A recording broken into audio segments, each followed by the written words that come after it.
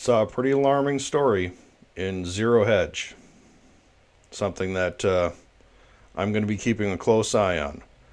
Texas rancher killed near border in IED attack by cartel terrorists. This is very alarming. Very alarming. We're going to get into this story and it kind of explains things. The rancher was not on American soil.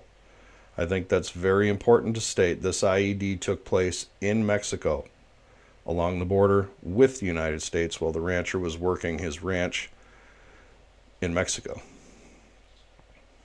A tragic and alarming incident occurred near Brownsville, Texas, where a U.S. citizen and Texas rancher was killed by an improvised explosive device. This shocking act of violence highlights the growing threat posed by cartel activity along the southern border. And the activity along the southern border is only going to escalate.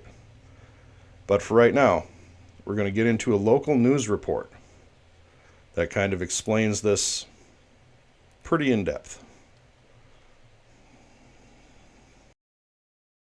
Cespedes wants his dad to be remembered. He was always worried about, one, some cattle that he has. A trip to his ranch on Friday in the Santa Rita area of San Fernando, Tamaulipas, ended up being his last. Cespedes was driving his pickup truck on the ranch when authorities confirm he drove over and set off an explosive device. I got anger. I'm sad. I'm confused. I'm in shock. Ramiro is a U.S. Army veteran who served several missions in Iraq and Afghanistan.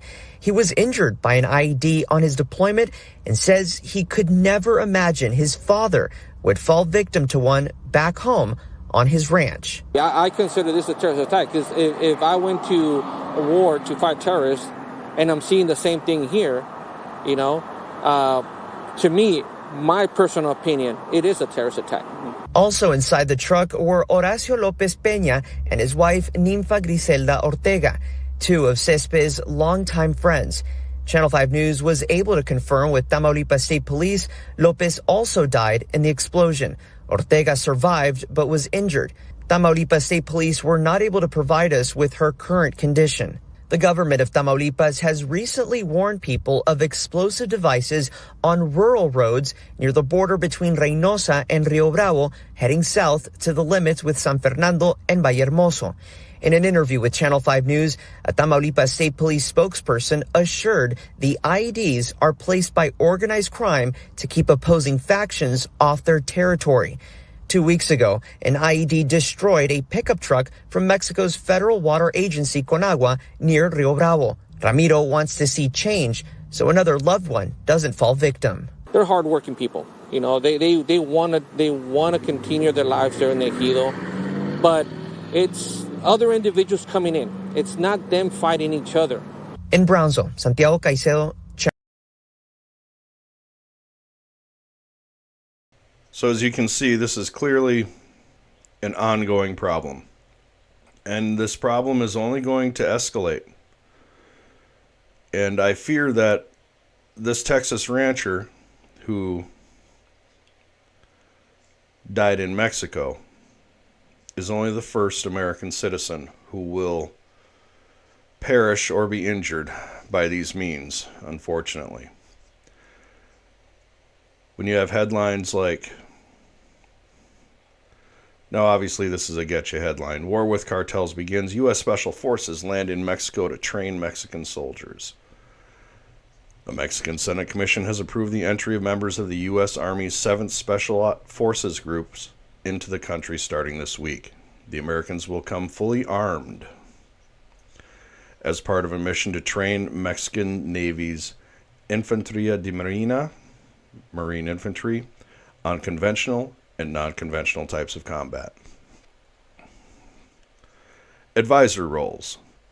And as we know from history, as I've stated in numerous videos previously on this channel, U.S. advisors never just sit back. They always take part. Historically, they've always taken part. And the U.S. is expending very, very high technology and expensive assets to support the war on cartels, such as the RC-135 Rivet joint surveillance jet just flew unprecedented missions off Mexican coast. The RC-135 is one of our most sophisticated intelligence-gathering aircraft, and it flew through the Gulf of California. This is an article out of the War Zone about the RC-135 and the specific missions it flew, and the tracking data of those flights. It flew completely in international airspace. In addition to the RC-135, the United States has deployed CIA MQ Reaper drones, covertly spying on Mexican drug cartels. The RC-135 Reaper, as we all know, is a very capable drone system. Highly sensitive equipment used to identify targets. This is an incredible photograph, a side-by-side example of traditional image captured by an aerial platform and one of the same spot taken using a multispectral camera showing chemical plumes not visible to the naked eye,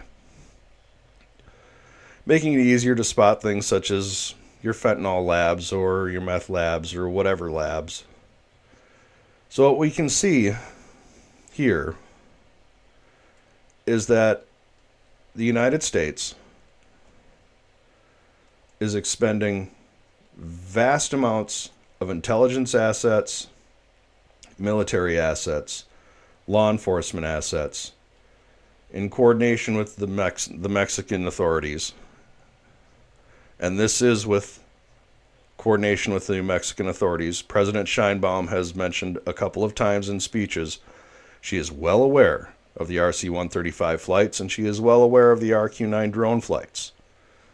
So this is probably one of the many parts that we're going to see in escalation. They'll start warring amongst themselves as we assist the Mexicans in trying to pick them apart using every intelligence asset that we can find. So unfortunately, this United States citizen killed in Mexico by an IED will probably not be the first. He is the first, I'm sorry, but he will probably not be the last. As the cartels start feeling the pressure, they'll fight amongst themselves. As more pressure is applied, that fight will spread. And I fear, and I have predicted, it will spread across the border into American territory. Physical American soil with American citizens being killed or injured in events like this. That will be used as a pretext for further escalation involving United States military personnel. It's my prediction that these, from the 7th Special Forces Group, are only the beginning. And unfortunately, this is also only the beginning. It's not getting a lot of press nationwide, but I wanted to bring it to your attention in my ongoing effort to keep an eye on what is essentially parts of the new Trump-Monroe Doctrine. And this is going to be part of it, unfortunately. I thank you for coming by and listening. I really appreciate it. And if you have, please hit the like. Maybe even a subscribe. Share it with a friend. Tell him, hey, check this idiot out. He may have something to say. With that, I say thank you.